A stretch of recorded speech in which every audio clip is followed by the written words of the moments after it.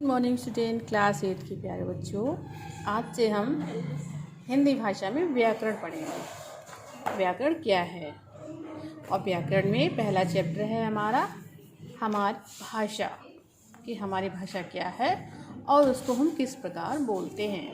तो देखें, हम आपस में बातें करते हैं, कभी कुछ बोलकर, कभी इशारों में, तो कभी कभी लिखकर हम आपस में विचार व्यक्त करते हैं। संस्कृत में व्यक्त करना का धातु रूप भाष है और इसी भाष से भाषा शब्द बना है।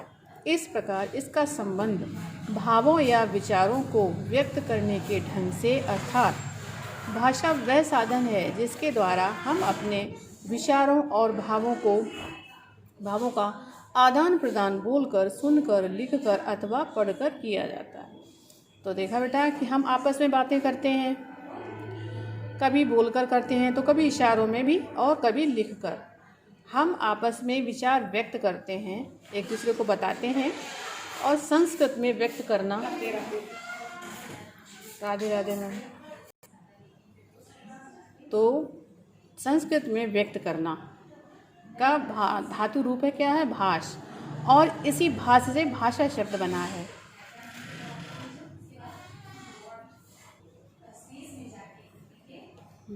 इसी भाष से भाषा शब्द बना है। इस प्रकार इसका संबंध भावों या विचारों को व्यक्त करने के ढंग से है, अर्थात भाषा वह साधन है जिसके द्वारा हम अपने विचारों और अपने भावों का आदान प्रदान बोलकर, सुनकर, लिखकर अथवा पढ़कर किया जाता है। ठीक देखिए, यहाँ पर कुछ लोग बैठे हुए हैं, ग्रुप में एक दूसरे से बात कर रहे हैं। जब हम आप क्लास में रूम में पढ़ाते हैं, जब समझाते हैं तो हम बोलते हैं, आप सुनते हैं, तो ये मौखिक हो गया।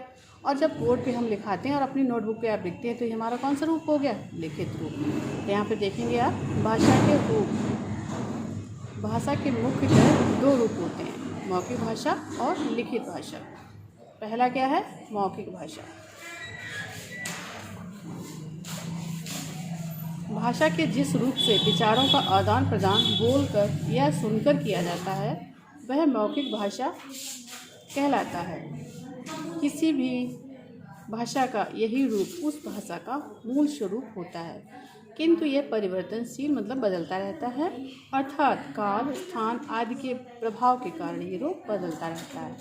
लिखित भाषा के जिस रूप से विचारों का आदान प्रदान लिखकर या पढ़कर किया जाता है वह हमारा लिखित रूप होता है। और प्रत्येक भाषा को लिखित रूप में प्रकट करने के लिए कुछ ध्वनि चिन्ह प्रयोग में लाए जाते हैं, जिन्हें वर्ण कहा जाता है।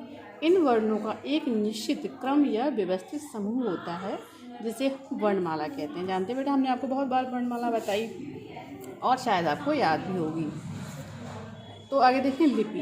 भाषा को लिखित रूप में व्यक्त करने के लिए जो चिन्ह निश्चित किए गए हैं उन चिन्हों की निश्चित व्यवस्था लिपि कहलाती है। मतलब जब हम भाषा को एक लिखित रूप देते हैं, जैसे ये लिखा हुआ है हमारी भाषा में, तो इसको जब हम लिखित रूप देते हैं तो कुछ निश्चित चिन्ह होते हैं और उन्हीं निश्चित चिन्हों की व्यवस्था को हम लिपि कहते हैं।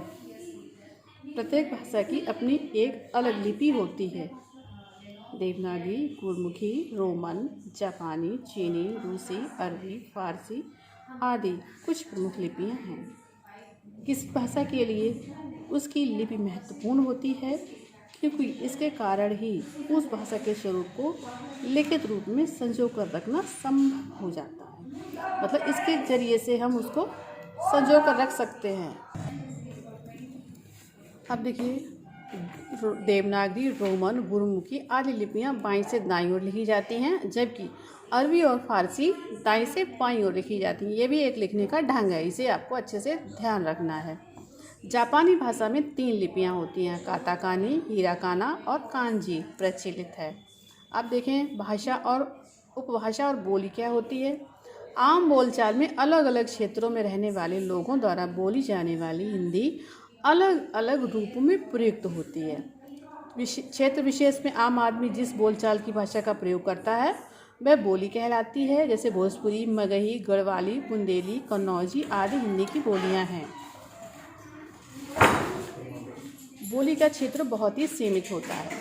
ये क्षेत्र जब बड़ा हो जाता है तब बोली का स्वरूप उपभाषा बन जाता है।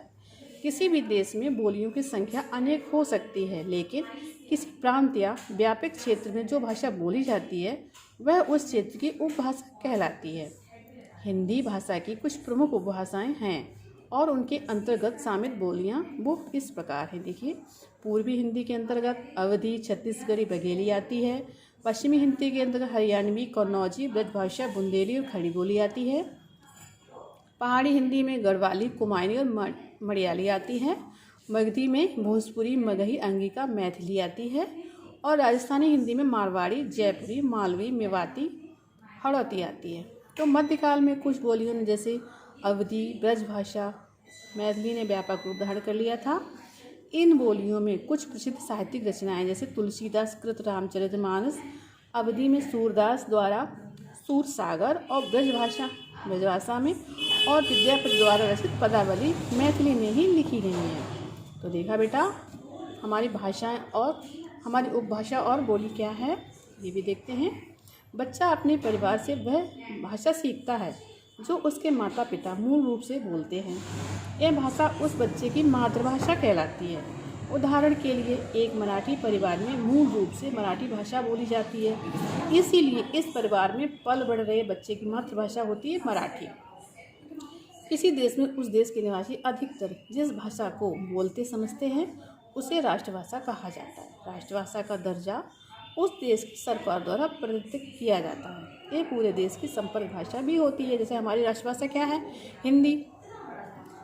किसी देश के सरकारी कामकाज के लिए अधिकृत रूप में प्रयोग में लाई जाने वाली भाषा उस देश की राजभाषा कहलाती है। भारत सरकार ने 14 सितंबर 1949 को हिंदी को राजभाषा के रूप में स्वीकार किया। इसीलिए प्रतिवर्ष हम 14 सितंबर को हिंदी दिवस के रूप में मनाते हैं। तो देखा बेटा कि भाषा क्या होती है, भाषा को लिखने का तरीका क्या होता है, उसे हम क्या कहते हैं, भाषा और बोली किस प्रकार अपना रूप बदल लेती हैं, कितने क्षेत्र के अंतर्गत, और किस प्रकार हमारी भाषाएं उपभाषा में बदल जाती हैं, और हमारी मातृभाषा क्या है, हमारा हिंदी दिवस कब मनाया जाता है। तो इस चीज़ को बेटा अच्छे से दोबारा रीडिंग करिए, अच्छे से पढ़िए। उम्मीद करते हैं आपको अच्छे से समझ में भी आया होगा। तो अगला शेष चैप्टर आपको हम कल बताएंगे। कल फिर मिलते हैं। Best of luck.